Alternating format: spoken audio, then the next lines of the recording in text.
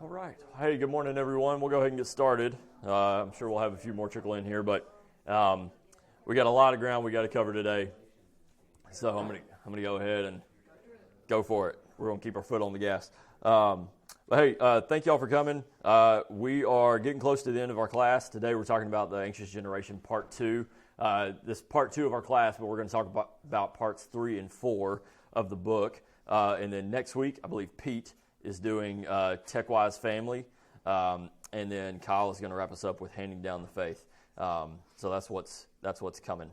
So again, why talk about this book? Of 1 Chronicles 12:32 of Issachar, men who had understanding of the times to know what Israel ought to do. So we're talking about this book, The Anxious Generation, how the great rewiring of childhood is causing an epidemic of mental illness. We need to understand what's going on with technology, with social media, and how it's impacting our children, our teenagers, our college students, and then what to do about it. So again, and these are two other books I referenced last week, super helpful, written by Chris Martin, Terms of Service, The Wolf in Their Pockets, written from a biblical worldview. Both very good reads. So here's what we're going to talk about today. Parts 3 and 4 is on the Great Rewiring, and then the collective action for a healthier childhood.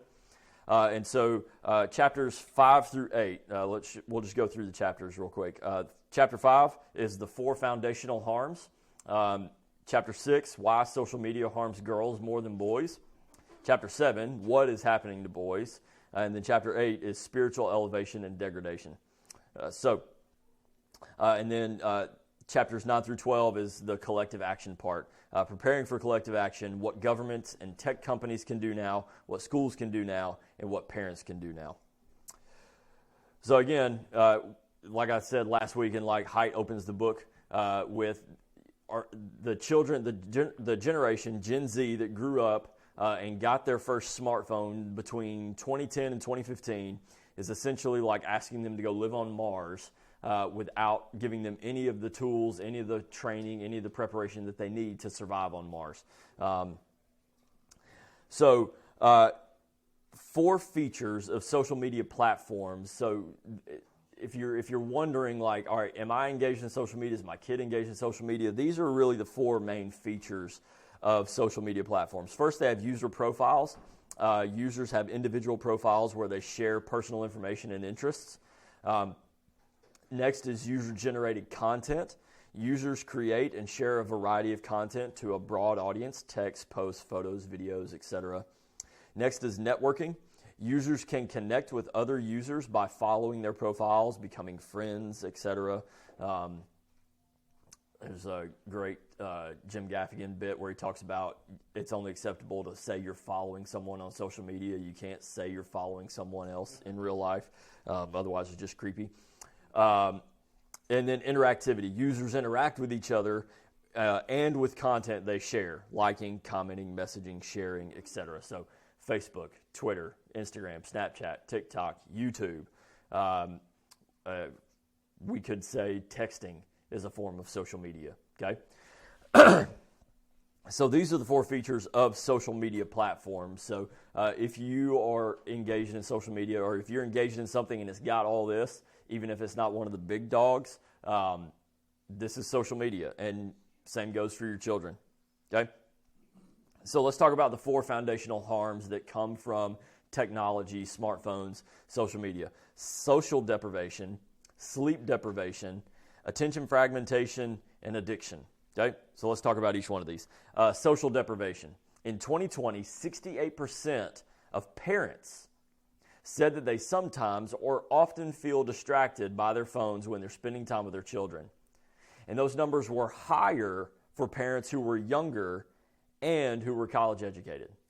So this is not parents saying that their kids are distracted by their phones when they're spending time with their kids. This is parents saying, no, I'm distracted by my phone when I'm spending time with my kid. That's a big number. Haidt says, when American adolescents moved onto smartphones, time with friends in face-to-face settings plummeted immediately from 122 minutes per day in 2012 down to 67 minutes per day in 2019. Time with friends dropped further because of the COVID restrictions, but Gen Z was already socially distanced before COVID restrictions were put in place. So you think about the drop to 67 minutes per day in face-to-face interaction with teenagers in 2019. Then COVID happens and it drops to close to zero, maybe zero for a long stretch of time. Is it any wonder they were more anxious, more frustrated, more depressed, more dark than before? Because they were socially deprived. Next is sleep deprivation. Teens need more sleep than adults, at least 9 hours a night for preteens and 8 hours a night for teens. Back in 2001, a leading sleep expert wrote that almost all teenagers, as they reach puberty, become walking zombies because they're getting far too little sleep. And this is, I remember reading, this is, I don't know, maybe 7, 8, 9 years ago, there was a show on Netflix that came out. It was called 13 Reasons Why. Does anybody remember that show? And there were articles written. It had a lot to do with teen suicide. And the article that was written about this was parents being shocked when their students started talking about teen suicide and starting having suicidal ideation because they're thinking, we've never watched this show with our student. Exactly. Your student is watching it on their phone, on Netflix, in their room by themselves when they should be sleeping. Okay? And look, I get a lot of us need our comfort show to kind of wind down at the end of the day, turn our brain off, and go to sleep, right? But what's happening with students and what's happening with teenagers, college students, and et cetera, is they're not really turning to a show to help wind their brain down, but they're getting information, and they're constantly scrolling, and they're basically doom scrolling is the term. They're doom scrolling themselves to sleep. Like falling asleep, scrolling social media with their phone in their hand, and they are just so exhausted they literally can't hold their eyes open anymore. But at that point, they're maybe, and they got to go to school the next day, and they got to wake up at 6:30, 6:45, so they're getting about 6 hours of sleep, maybe. Because they've got social pressures, academic pressures, athletic pressures, family pressures, societal pressures on them. They can't deal with the stress. And so the way that they do that is they just numb what's going on by scrolling until they exhaust themselves and go to sleep. Sleep deprivation is increased by the ease of access to other highly stimulating smartphone activities, including mobile gaming and video streaming. As the CEO of Netflix put it on an earnings call with investors when asked about Netflix's competitors, think about it. When you watch a show on Netflix and you get addicted to it, you stay up late at night. We're competing with sleep on the margin. Netflix is not competing against Hulu, Amazon Prime, anything like that. They're competing against your sleep. That's their number one competitor. They want your attention, and they are putting out content all the time. And social media giants are doing this too. They're putting out content all the time to fight against sleep. Children and adolescents need a lot of sleep to promote healthy brain development and good attention and mood the next day. When screens are allowed in bedrooms, however, many children will use them late at night, especially if they have a small screen that can be used under the blanket. The screen-related decline of sleep is likely a contributor to the tidal wave of adolescent mental illness that swept across many countries in the early 2010s. So let's go back to, so we've talked about two, social deprivation and sleep deprivation. What's happening here is a warping and a denial of two beautiful gifts that God has given his children: community and sleep. God has given us, and God has given our children, community. He has designed us to be together, to see each other face to face, to interact face to face. And I know for introverts that freaks some of y'all out, and that's fine. But you could be the deepest introvert in the world, and you still have that yearning in you for community, for fellowship, because you're made in the image of God. And God exists in community, and God exists in fellowship. But what social media does is it puts a media, something in between you and the other person. so that communion, that fellowship is fragmented and it's broken and it's cheap.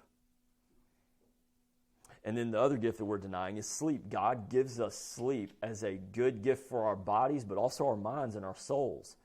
Because when we get tired, when our eyes get droopy, God is communicating to us, I don't need you up right now. I don't need you to make the world spin.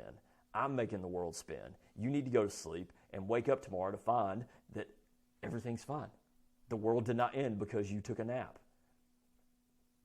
And so what social media and smartphones is doing is it's cheapening these two things, or it's cheapening one and it's fighting against another, and both of them our children and our students and our college students and our young adults need, and we need. So next we get to attention fragmentation. The average number of notifications on young people's phones is around 192 per day. That's about 11 notifications every waking hour, or one every 5 minutes. Heavy users, such as older teen girls, get a new notification every minute. Every minute, their phone's going off with something. Is it any wonder it's like we're seeing a spike and a rise in ADD, ADHD, and a lowering, and we're going to talk about here in a second, a lowering of executive functioning skills amongst teenagers and children? Because they've got something in their pocket that's going off every minute. It's insane. It'll drive me nuts. This never-ending stream, Haidt says, this never-ending stream of interruptions, this constant fragmentation of attention takes a toll on adolescents' ability to think and may leave permanent marks on their rapidly reconfiguring brains.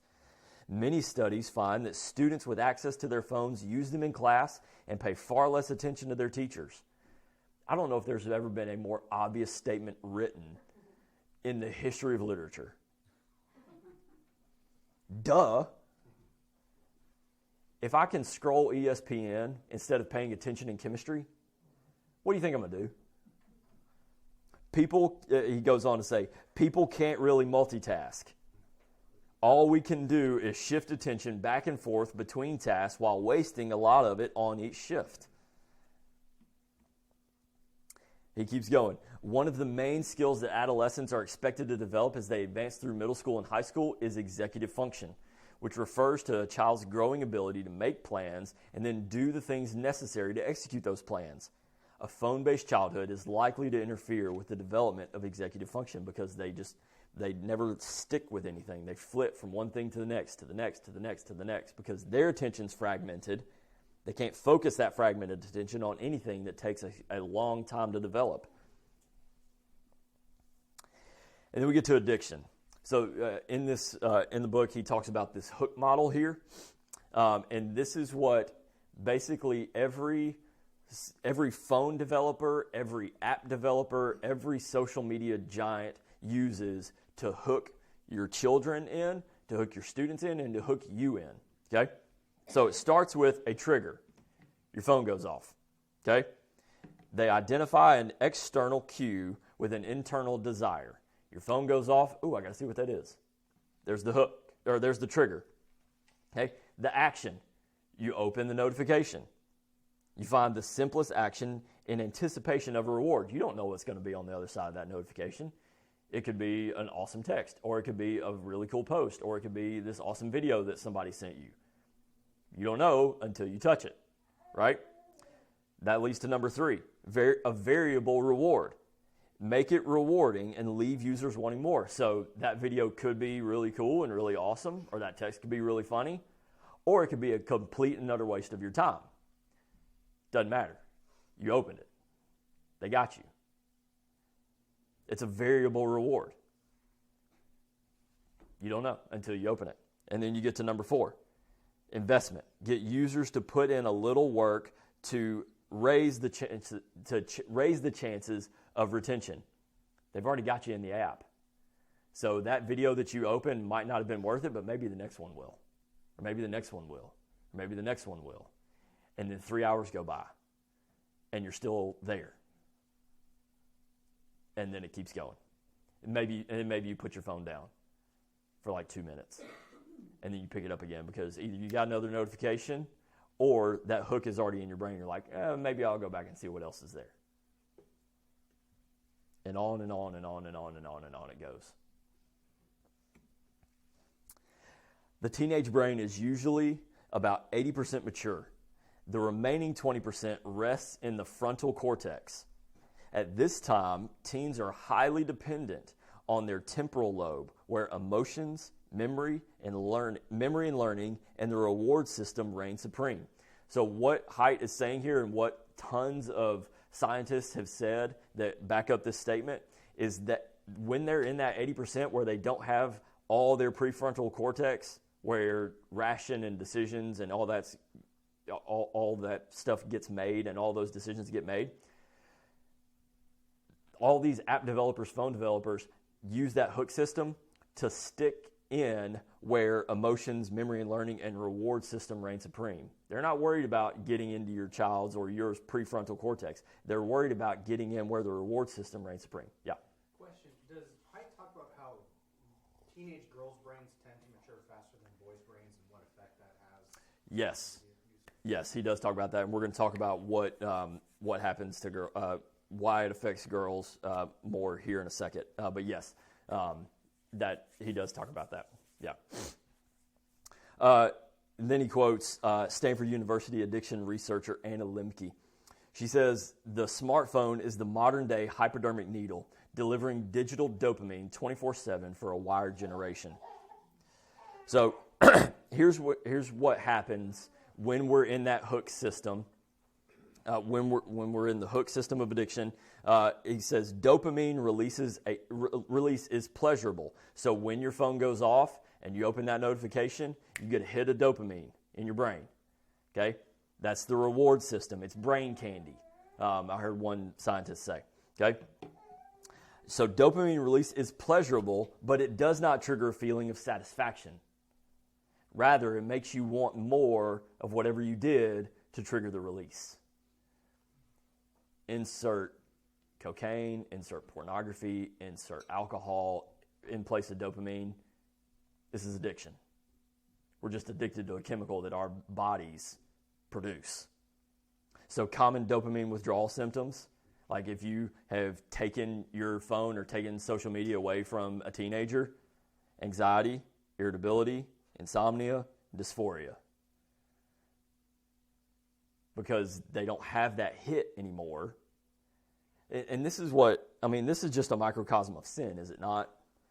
Like, sin is pleasurable for a second, and then we feel bad. We don't want to feel bad. We want to feel good, but instead of running to righteousness, we run right back to sin to feel good for a second, and then we just stay stuck in that cycle. Okay? We get addicted to sin. We get addicted to sinful things. But this is what happens when we get addicted to dopamine. We get addicted to our phones, and we get that hit. It's pleasurable for a second, but it's not satisfying. And there's the hitch.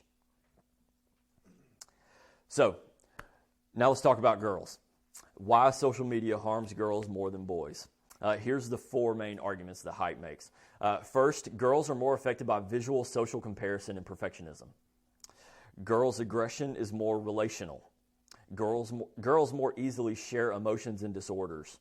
And girls are more subject to predation and harassment. So let's talk about each one of these. So first he says two major categories of motivations are agency, the desire to stand out and have an effect on the world, and communion, the desire to connect and develop a sense of belonging. Boys and girls both want each of these, but there is a gender difference that emerges early in children's play. Again, he's painting in broad strokes here, not saying each and every boy and girl is like this, but he says boys choose more agency activities, girls choose more communion activities. Yeah. That's kind of like what I said last week about Chip Dodd's book, Yep. The Heart. The two most fundamental needs of the human heart are to belong and to matter. Yeah. That's agency and communion. Yeah. Yeah. And so when we're talking about differences between boys and girls here, I heard one sociologist say it's for boys it's like the tree fort mentality. They want to go out in the backyard and they want to conquer it. They want to make a fort. And then girls want to they have dolls, they have tea parties, and they play together. And they're much less apt to want to destroy things than boys are, right? Because they want that communion. Okay. Social media appeals to the desire for communion, but it often ends up frustrating it, again, because it's cheap. It's cheap. There's really no deep buy-in to the communion offered by social media, and there's really no cost to leave that communion. Therefore, it's cheap. So, girls are more affected by visual social comparison and perfectionism. This is the only time I'm ever going to reference an Olivia Rodrigo song. But she wrote this song called Jealousy, Jealousy, and it opens with this. I kind of want to throw my phone across the room because all I see are girls too good to be true, with paper white teeth and perfect bodies, wish I didn't care. I know their beauty's not my lack, but it feels like that weight is on my back and I can't let it go. And then the chorus starts, co-comparison is killing me slowly. So this is a graph that Haidt has in his book. And if you can see, it's not really showing up really good on the screen, but if you look right here between 2010 and 2015, which is that gap that we've been talking about this whole book, look at how sharp the decline is on teenage girls where it says they're satisfied with themselves. Like it hits 2010 and then it drops like a rock for 5 years. And then it plateaus a little bit around 2017 and then drops again down to 2019. John? What's the peak year at the top? The peak year at the top is 2011. Right around the time adolescents got smartphones. Yep. That 2010 to 2015, 5 years, half decade, is where Gen Z got their first smartphones, got social media, and all this started. So when we're talking about girls are more affected by visual social comparison and perfectionism, no one posts, I don't want to say no one. Very rarely do you see people posting on social media about how bad their hair looks, about how nasty their makeup is, or whatever. Everyone is putting on a facade. They've run, like on Instagram, there's Facetune, there's all sorts of apps where you can curate a mask that you can put out to the world, and that splits you into two different people. And girls are more affected by that than boys are because of 1,000 different things. But this is, again, we need to understand this. Okay. Next, girls' aggression is more relational. Haidt says girls' aggression is often expressed in attempts to harm the relationship and reputations of other girls, whereas boys' aggression is more likely to be expressed in physical ways. Social media has offered girls endless ways to damage other girls' relationships and reputations. Another way to think about this, there's no movie called Mean Boys. I mean, there's 1,000 movies where boys are beating each other up. Yeah. Well, there is called Lord of the Flies. Well, true. Yeah. Yeah, true. Yeah. Yeah, it is. Yeah, but in this section, he tells the story of a young lady. She's 13 years old. Tried out for the cheerleading squad. She was friends with this other girl. Both of them tried out for the cheerleading squad. This one girl, we'll call her Rachel. She made the squad. This other girl didn't. And so what this other girl did, because she was jealous and upset that Rachel made the cheerleading squad, is she started a text thread with everyone in her class, and the name of the text thread was Everyone in Class But Rachel. And it just destroyed this young girl because she made the cheerleading squad, her friend didn't, and therefore she was ostracized.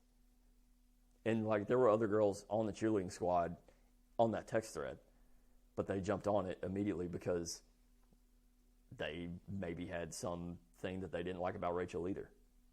It's more relational. And this is why social media affects girls more because, I mean, think about it. Like, that's why Twitter is such a cesspool. You can say mean things about anybody and not have to own up to it. There's not face-to-face accountability there. So you can say whatever you want to about Rachel. She's not going to know. She's not on this text thread. She's not. I'm going to block her. I'm going to unfriend her. I'm going to unfollow her so she'll never see my stuff. I'm going to make my account private so that she can't see that we're all hanging out and she's not there. All the while, Rachel knows that her friends are hanging out and she's not there. And that relationship is shattered. Next, girls more easily share emotions and disorders. Dissociative identity disorder, DID, is a condition that used to be known as multiple personality disorder. DID used to be rare, but since the arrival of TikTok, there has been an increase primarily among adolescent girls. And he talks about, in this section, there is someone on TikTok who says they are one of 29 different personalities. And this person has 1.1 million followers on TikTok and talking about their dissociative identity disorder and bragging about it. And the number of searches on TikTok and things and Twitter and things like that about DID are reaching up to 1.2 billion searches a year for videos talking about dissociative identity disorder. And same thing goes for mental health. I think it's like 2.5 billion searches for videos relating to that. When everything moved online, Haidt says, and girls became hyper-connected, girls with anxiety or depression might have influenced other girls to develop anxiety and depression. Girls are also more vulnerable to sociogenic illnesses, which means illnesses caused by social influence rather than from a biological cause. So in a way, ignorance might be bliss. Like, I had these feelings but didn't really know what to do with them, and rather than talking to my parents about these feelings, I find someone on the internet who feels these exact same ways and is dragging me down with them. Lee? Is there a point where they kind of outgrow this? And I'm thinking about the carryover into adulthood and then relationships with a husband downrange. No. I mean, they're forming themselves now, and that's going to filter into what kind of wife. I mean, with help and therapy, maybe, but it's doing a lot of damage in the process. Yeah, John. I was at a basketball game. This was a couple of years ago. A granddaughter's basketball game, and I was shocked at the number of young mothers who were doing nothing but looking at their cell phone the whole time. Yeah. With their kids running around, this, that, and the other. Yeah. Absolutely shocked me. It's a problem. Yeah, David. Yeah, because I think, and I've been thinking about this a lot the last few minutes you've been talking, there's just a big difference between connection and communion, right? I like how Haidt uses the word communion because obviously that's what we should strive for relationally. You know, Facebook or these apps, really better suited for connection, right? Staying in contact with people you don't get to see regularly or have physical proximity with. But you can't do communing relationships with people through social media. You know, it really wasn't designed for that, but we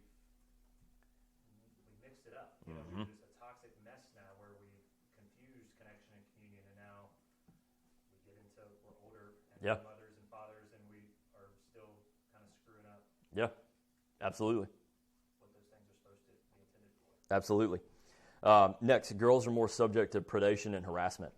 Girls on social media platforms such as Instagram or Snapchat are exposed to direct messages of adult men who seek them out, and also to school cultures in which photos of their naked bodies become currency for social prestige among boys, a currency that girls pay for with shame. I'm going to stop there. In this book, he references a interview that I think Jean Twenge in her book iGen had with two young girls, and she asked if they had ever, I can't remember how old they are, I think they were maybe 13, and she asked them if they had ever sent naked pictures to boys in school, and they said, well, yeah, we don't want them to think we're prudes. We kind of have to. Yeah. If you don't think it's happening at your kid's school, you're probably wrong. Most likely wrong. Just going to leave it there. Sexual predation and rampant sexualization mean that girls and young women must be warier online than most boys and young men. And that's actually on the rise. It's called sextortion, where boys with social media accounts are catfished, basically. That's someone posing as a young woman, asking for inappropriate pictures. Turns out it's just a grown dude, and he's extorting the young man for money. And I listened to a podcast of someone who I know through someone else, and his son was sextorted, and he was friends with someone who was sextorted, and the young man killed himself because rather than face the embarrassment, he chose the other option. Haidt goes on, they are forced to spend more of their virtual lives in defend mode, which may be part of the reason that their anxiety levels went up more sharply in the early 2010s. Is it any wonder why? Is it any wonder why? So, what's happening to boys? Let's talk about this. This is going to be a little bit shorter, but boys and young men, and we talked about this somewhat last week, boys and young men withdrew much of their time and effort from the physical world, which was increasingly opposed to unsupervised play, exploitation, and risk-taking, and invested it rapidly in the expanding virtual world because it's easier. It's harder and more dangerous out there. It's easier online. Boys are at greater risk than girls of failure to launch, which is a hilarious Matthew McConaughey movie. They are more likely to become young adults who are not in education, employment, or training. They're just at home, eating cereal. Some Japanese men developed an extreme form of lifelong withdrawal to their bedrooms. They are called the hikikimori, which means pulling inward or being confined. And isn't that what we do with prisoners? They've just completely withdrawn. He goes on in this article to talk about how they're spending thousands and thousands of dollars, which I don't know how they're making it, on robots. And they're implanting them with AI software to basically be girlfriends. What? It's just insane. Next, y'all knew we were going to talk about this. One-way smartphones amplified by high-speed internet have affected boys' lives is by providing unlimited, free, hardcore pornography accessible anytime, anywhere. Porn is an example of how tech companies have made it easy for boys to satisfy powerful, evolved desires without having to develop any skills that would help them make the transition to adulthood. I read an article recently. Y'all know the war in Ukraine and everything, and Russia has now allied itself with North Korea. North Korea soldiers got smartphones, got unlimited internet access in Russia, and you know what they're doing? They're looking at pornography. Hours and hours and hours a day. They're not fighting, they're not training, they're not doing anything they're supposed to. They're looking at their phones. Couple things. If you have a son who has a smartphone and has unlimited access to the internet, they are looking at pornography, period. It's happening. I will bet my paycheck on it. And honestly, they might not even have to go look for it. It'll find them because the algorithms know that they're a young man and they're going to send it there. It's happening. Yeah. There's a great book on this subject called Cheap Sex by the sociologist Mark Regnerus. Yeah. Where he talks about how, in the pre-internet world, well, really pre-contraception world, so before 1960, our valuation of sex was radically different. Yeah. Because there was always the risk of pregnancy, right?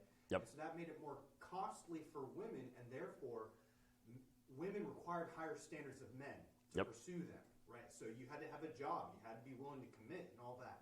And that was the social system that was policed. But with the rise of contraception and pornography, the value of sex is just cheapened across the board. It's radically changed Yep. the way men and women relate to each other now. Yeah. And it harms both. Yeah, it does. Because, Haidt, a secular author, is saying this, they're not having to develop any skills that would help them make the transition to adulthood. They're not having to learn how to pursue a woman. Why would they? It's easy to do this. They're not having to learn how to exhibit some self-control. Well, again, why would I feel this way? I'm just going to act on this feeling. And so this has damaged an entire generation of boys who have become men. And so now we've got a generation that's coming up, and there's a lot of tools out there that we can be using, but then there's also just good common sense, like don't let them take their phones to their bedrooms. Al Mohler, who's the president of the seminary I graduated from back in the 60s and 70s, when he was still at home with his dad, and pornography, they didn't have smartphones. They had magazines you buy at the gas station. And he came home from school one day, and his dad had completely trashed his room. Flipped over the mattress, opened up all the drawers, threw all the clothes out of the drawers, and he walked in and he said, "Dad, what are you doing to my room?" And Dad said, "First of all, I'm looking to see if you have anything you don't need to be looking at. And second of all, this is not your room. This is my room. You just live in it. Now pick up your room." And so it's incumbent upon the parents, and I'm going to put this on the dads. Like, we got to be hyper vigilant about this. Hyper vigilant. Because it's affecting what kind of men they're going to become. Next, spiritual elevation and degradation. The phone-based life makes it difficult to be fully present with others when they are with others, and to sit silently with themselves when they are alone. If we want to experience stillness and silence, both good biblical disciplines, and if we want to develop focus and a sense of unified consciousness, that's Haidt's way of getting around Christian language, we must reduce the flow of stimulation into our eyes and ears. Many religions and spiritual practices use stillness, silence, and meditation to calm the quote-unquote jumping monkey of ordinary consciousness and open the heart to others, God, or enlightenment. The phone-based life, in contrast, is a never-ending series of notifications, alerts, and distractions, fragmenting consciousness and training us to fill every moment of consciousness with something from our phones. That's why, if you use your phone for your quiet time, okay, that's fine. But, try not to, because stuff's going to ding, you're going to get calls, you're going to get texts, you're going to want to check email, and your students are going to do the same thing. Get them in a good, regular, old-fashioned, low-tech analog Bible. And then he does this, and as I read this, I was just screaming "Oh, you're so close!" He says this: "There's a God-shaped hole in every human heart, or at least many people feel a yearning for meaning, connection, and spiritual elevation. A phone-based life often fills that hole with trivial and degrading content. The ancients advised us to be more deliberate in choosing what we expose ourselves to." And I was screaming, "You're so close," because this verse, Ecclesiastes 3:11, "He has made everything beautiful in its time. Also, He has put eternity into man's heart, yet so that he cannot find out what God has done from the beginning to the end." Yeah, there's a God-shaped hole in all of us. It's a really awful early 90s contemporary Christian music song. But it's true. Ecclesiastes is saying it. Yeah, and what social media says is, look, we can't fill the hole, but we can at least put a whole bunch of stuff in there to maybe numb it for a second. And I could talk forever about silence and stillness and the good biblical gift that is, because what it does is it lets all that nastiness come to the surface and bring it to our attention, that we can then take it to the Lord and have Him clean it up. We'd rather not do that because that's painful. So what we do is we just turn up the volume on our social media and just continue stuffing that hole with stupid stuff. So, what governments and tech companies can do. Now, we're going to fly through this because none of us are government or tech companies. Assert a duty of care. Basically just make it easier for parents to care for their children. Raise the age of internet adulthood to 16. Right now it's 13, which is just insane. Facilitate age verification. He talks a lot about how we can do that through, I think one of the methods was a company called Clear. I think we use it at airports, right, to verify your identity, age, all that kind of stuff. So moving that into software for phones and things like that.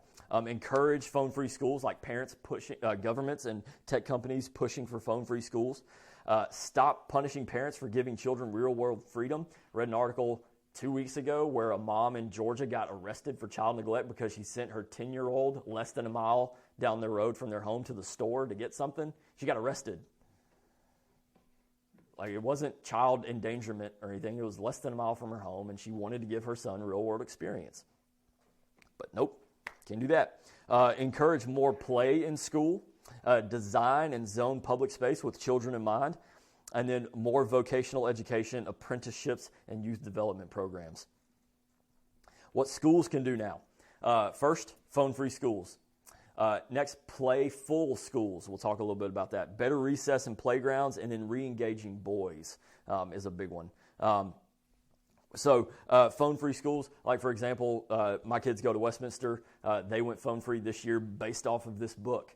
And it was so cool. I dropped Ellie off a little late Friday, and as I was walking down the hall, I saw these cases on the counter that had locks on them, and I saw high schoolers and middle schoolers putting their phones in the cases, and then they would shut the case and lock it, and they were done for the day. That was great. It was so cool to see. And then playful schools, like he suggests opening the playground for like half an hour to an hour before school. Just let kids come early and hang out and play. He talks about better recess and playgrounds. He referenced a few playgrounds that he did research on where they just had a bunch of junk, like tires and like nothing super dangerous, like boards of rusty nails. But like just loose things where kids could like make a fort or roll a tire, like just lots of loose things, not stuff that's bolted to the ground. Oh, isn't this fun? I'm going 2 miles an hour. And then re-engaging boys and talking about how like we need more male elementary school teachers. We need more male elementary school teachers because the message that we're sending is like men only really care about kids when they get older. Like, no. And he quoted a whole bunch of statistics where boys do better academically and socially when they have and he said for some reason English teachers, male English teachers in elementary school do better socially and academically when they have a strong male presence in the classroom. So that's one way that we can re-engage boys, but also just let them be boys. Like, they're going to be loud. They're going to be obnoxious. They're going to run around and break stuff.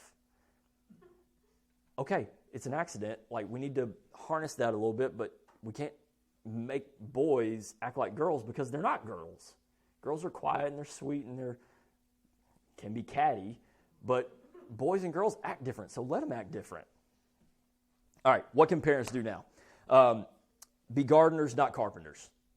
Carpenters have a project with an end goal in mind. This is exactly what it's going to look like. We need to be gardeners instead. Genesis 2, God put Adam in the garden to work it and keep it. He had no control of what the garden looked like. He had control of it flourishing. So we need to have that mentality. We have a vision in mind of this is exactly what my kid's going to look like. Rather, we just need to be gardeners and just cultivate and flourish and fertilize and pull weeds when we need to. And so in all these, he breaks them down into two categories. What can we do for more and better experience in the real world, and then less and better experience on screens? So for young children, ages 0 to 5, more and better real-world experience, lots of free play, kids their own ages, kids of mixed ages. Like, it's good for your kids to hang out with kids that are older than them and kids that are younger than them. And then he says this, your interactions don't have to be optimized. Pressure's off. Not every interaction has to be special or educational. It's a relationship, not a class. Breathe for a second. Like, you don't have to take advantage of every single moment. I know we feel the pressure to because the days are long, but the years are short. I get that. But if we focus more on the relationship and less on, I want to teach my kid this and this and this and this and this and this, we're just going to get frustrated when they don't listen because they're not going to listen. If we're working on cultivating a relationship with our children, we'll handle the stress better, I think. And he says this about less screen time for kids. Until 18 months, limit screen use to FaceTime. There's so much data out there about how damaging screens are for 18 months and younger. Between 18 to 24 months, screen time should be limited to educational programming with a caregiver.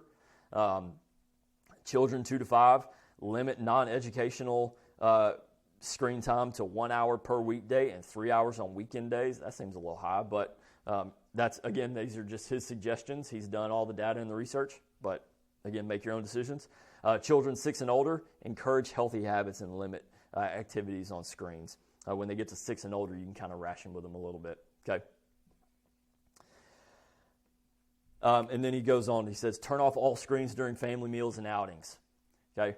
Now, I get, like, around this time of year, we're all watching our great big long list of Christmas movies. So, I mean, sure, like, enjoy a meal watching a Christmas movie, sure. But family meals are great face-to-face interaction time. And then family outings to learn about and use parental controls.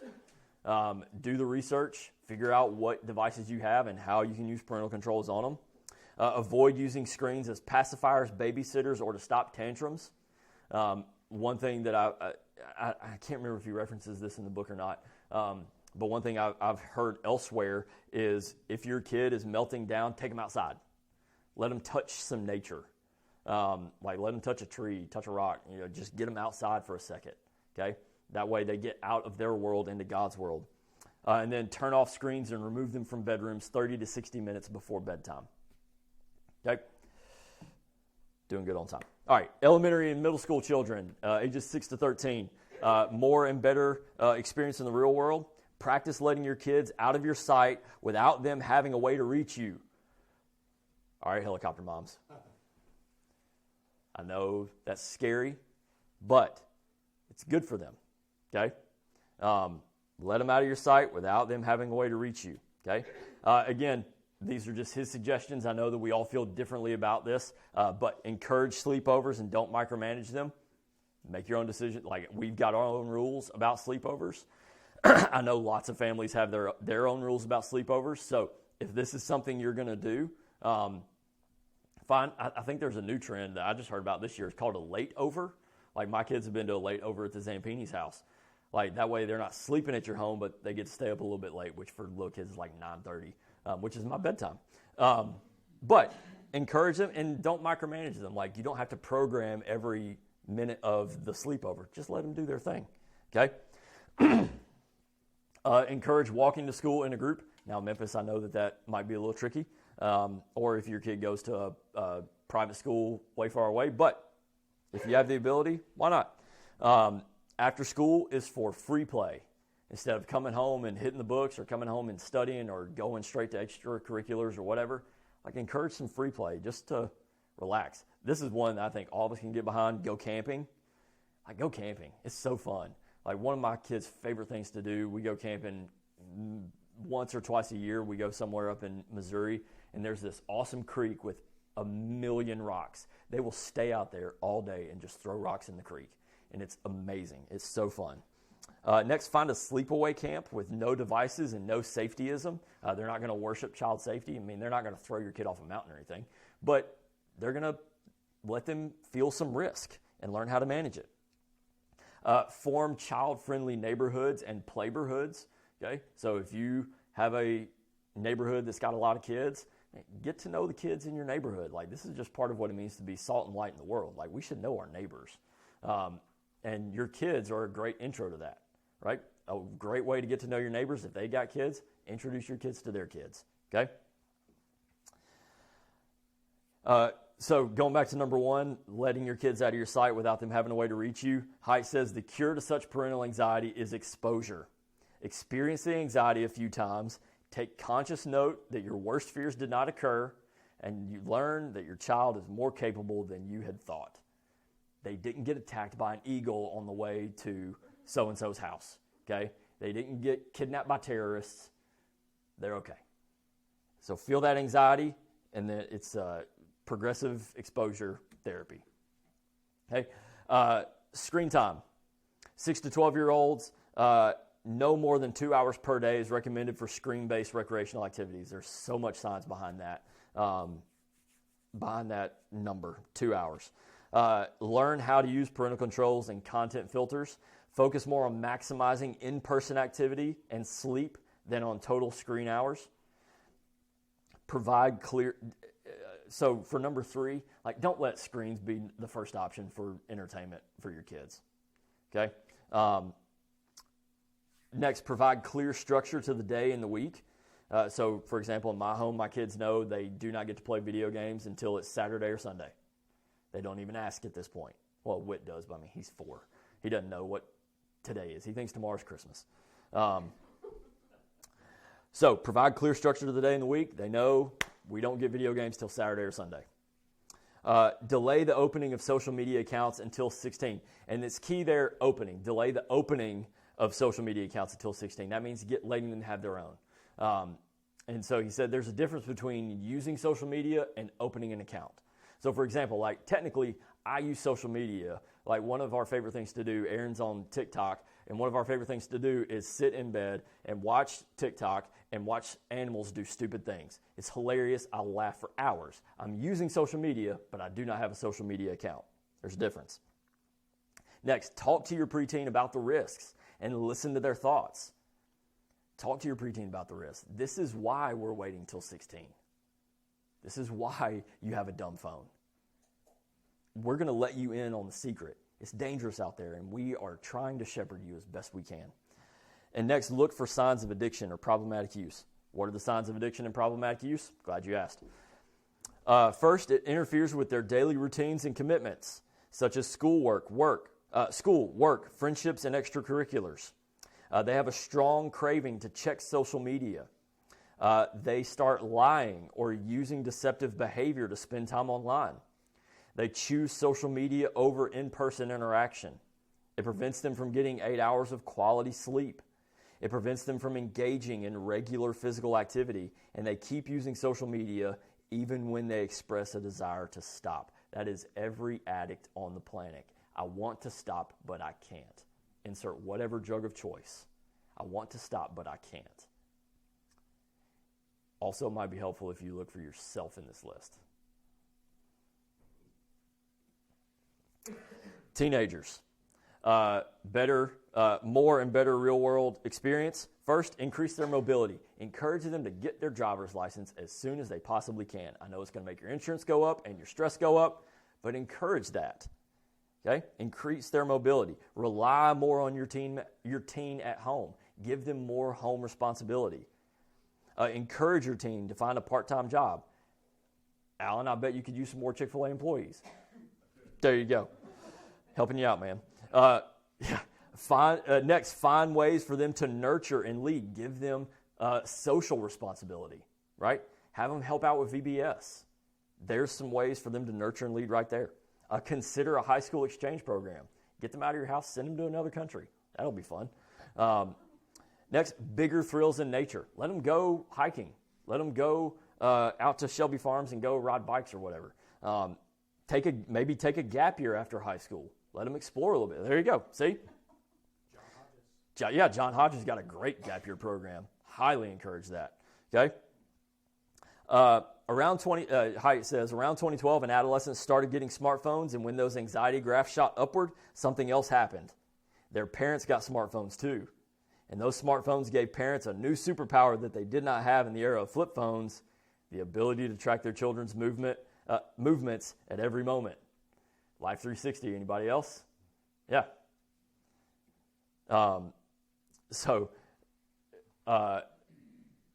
Talking with parents whose kids have graduated and gone off to college, first Sunday that they're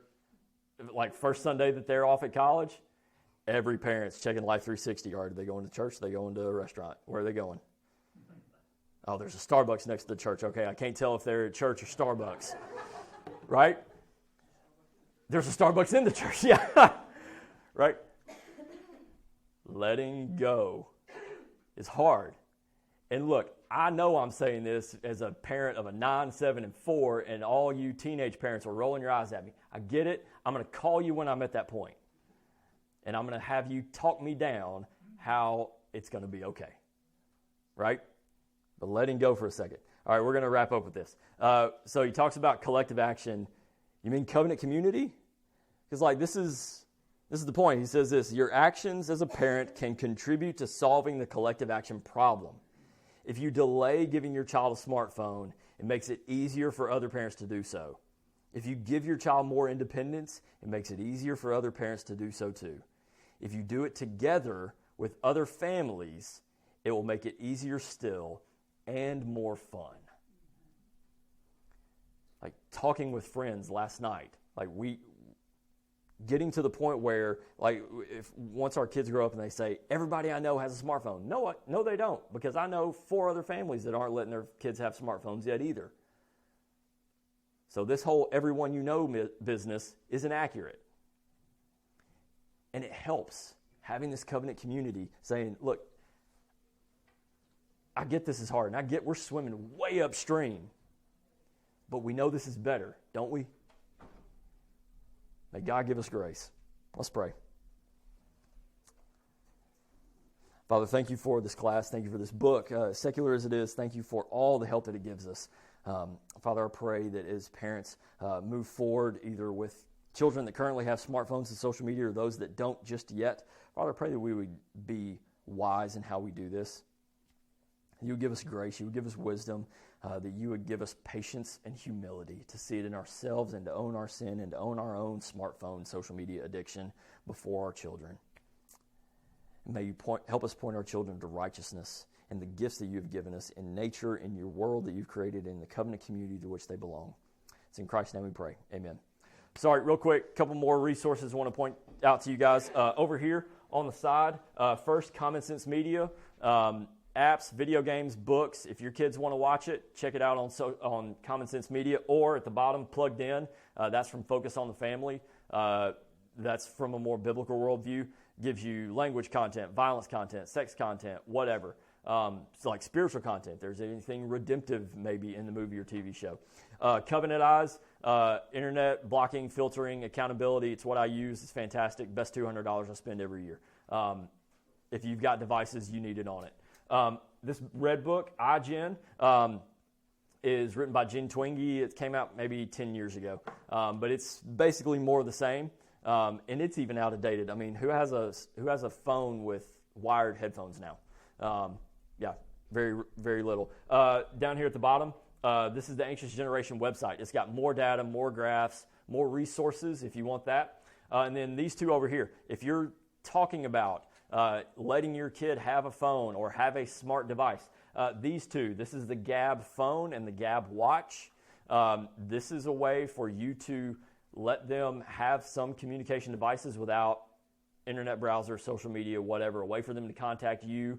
Like Gab Watch right here, I think you can only, y'all have got Gab Watches, like how many people can you call? I think it's like up to 10 or something. Yeah, up to 10, but like, yeah, parents have control over who the kids can contact.